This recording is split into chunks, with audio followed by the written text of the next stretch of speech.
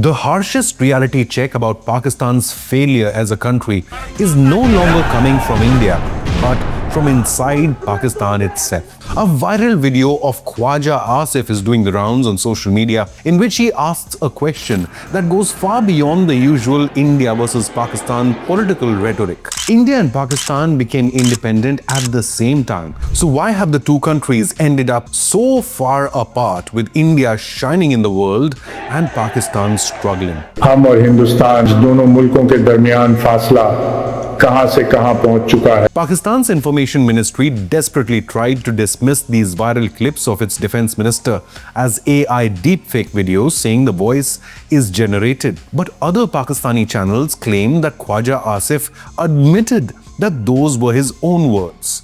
वो मेरा ही बयान है. Soon, another clip went viral on social media, this time of Pakistan's Interior Minister Mohsin Naqvi, who allegedly confesses that Pakistan's governance system has collapsed. अगर इसी तरह चलती रही तो मुझे साफ नजर आ रहा है कि ये अपनी मुद्दत पूरी करने से पहले ही गिर जाएगी. Will Islamabad claim that this is also an AI deepfake? Pakistan is known for using AI fakes and video game footage to claim it shot down Indian jets after the Indian Air Force hammered 11 Pakistani air bases in the war last year. So has Pakistan now fallen victim to its own strategy? Beggars can't be choosers. But facts cannot be ignored. Today, India is the fifth or the sixth biggest economy in the world and is poised to become the world's third biggest economy as soon as 2030. On the other hand, Pakistan is way down the list in 45th position, even below the likes of Bangladesh and South Africa. Now, Balochistan has declared independence and Pakistan-occupied Kashmir or POK could soon follow. And massive revolts continue despite Pakistani military crackdown. It's all over the social media. So what did Khawaja Asif appear to say in that controversial viral clip? Quote, "We got independence at the same time, but now there is a vast gap between India and Pakistan. Balochistan has slipped out of Pakistan's hands and people are unhappy in Khyber Pakhtunkhwa, and people of Kashmir are on the streets demanding their rights." On the other hand, Hindustan or India has strengthened its technology, infrastructure, economy and boosted its image in the world. We must ask ourselves, are we a democracy?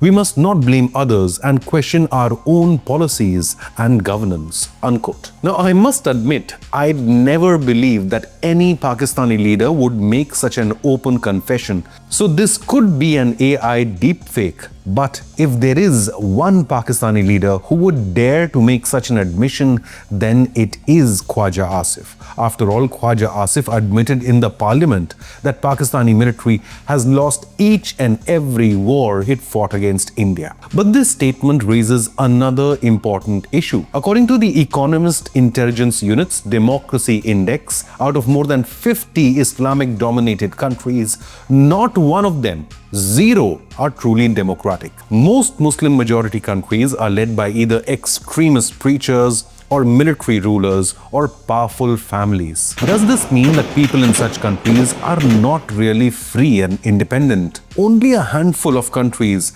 like Indonesia and Malaysia are considered flawed democracies. I'm sure this makes most of you feel privileged to be born in a tolerant and progressive country like India with a rich culture and history. Despite decades of slow progress after independence, today India is the world's fastest growing economy. Even amid global turmoil, India's GDP growth rate is 6.5%, while Pakistan is struggling to maintain even 3.7%.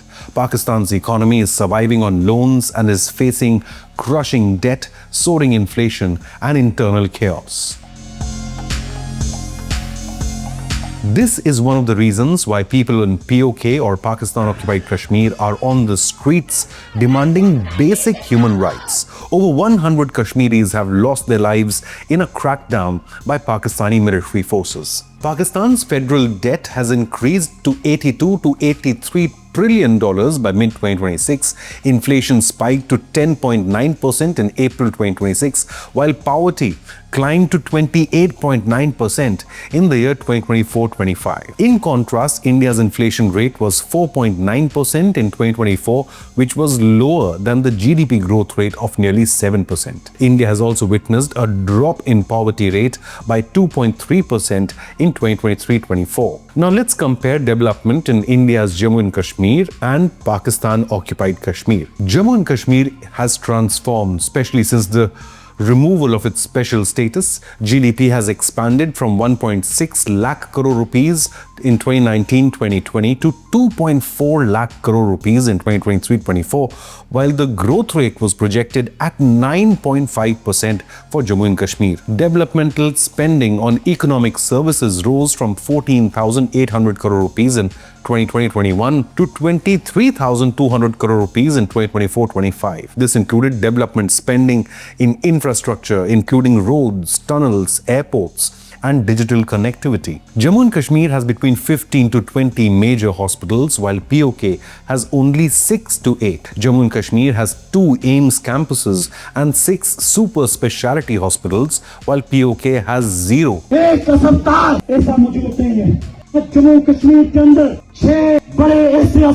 Jammu and Kashmir has at least 11 universities, while POK has only 6. Jammu and Kashmir witnessed 17.7 million tourists, while POK witnessed just 1.5 million. Over in the south, accusing Pakistani authorities of exploiting their region, leaders of Balochistan have declared independence from Pakistani regime and marked August 11, 2026 as their Independence Day. Following this, insurgencies and protests have intensified as a response to Pakistani military operations and attacks on civilian groups. At least 30 civilians have lost their lives in Pakistani military strikes inside Balochistan. Meanwhile, Khyber Pakhtunkhwa, public dissatisfaction with Pakistani governance and security has only grown. There is growing outrage against Pakistani establishment, with protesters chanting slogans like POJK Banega Hindustan, and also calling for the opening up of the LOC or line of control for humanitarian aid to go from New Delhi or Srinagar into POK. So 3 big provinces of Pakistan are slowly spinning out of Islamabad's control. And this is why these clips of Khawaja Asif have gone global. Despite Pakistan claiming that they are AI generated, perhaps these clips have struck a chord and showcases the real situation inside Pakistan today. Protests against Pakistani military crackdown and violence, particularly in POK, have spread across the world. Thousands of people from Kashmiri diaspora have been protesting in the United Kingdom and the United States of America, as well as outside the UN office in Geneva, Switzerland. People of POK have been demanding international intervention from UN organizations, human rights bodies, from India and also from America. Expect and hope that the international community will hold Pakistan accountable, fully accountable. Kashmiris in POK also rejected Pakistan's sham election process, with multiple regions reportedly witnessing zero turnout. They say POK is not Pakistan as they have their own laws, their own flag and own constitution.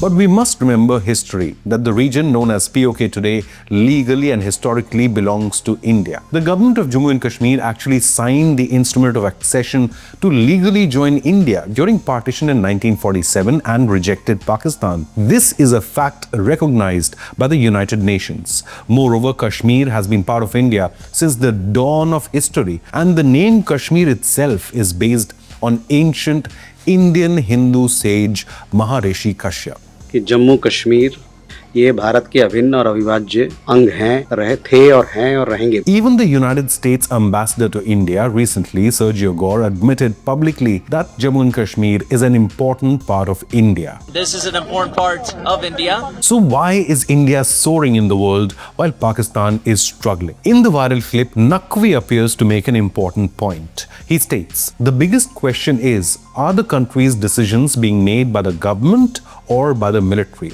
When an elected government cannot make decisions on its own, how long can it ultimately survive? Since independence in 1947, zero governments, not one government in Pakistan has completed its full 5-year term inside Pakistan, while Pakistan military has staged 3 successful coups to throw out the civil government and seize power. Even today, while Shehbaz Sharif may claim to be the Prime Minister, the real power is held by Trump's favorite postman, the failed Marshal Munir. On the other hand, India is the world's largest democracy and will remain so. This is why Bangladesh broke away from Pakistan to become an independent nation in 1971. But what do you believe? POK or Balochistan? Which region might break away from Pakistan next? Leave a comment, hit the like button and subscribe to Inconnect News.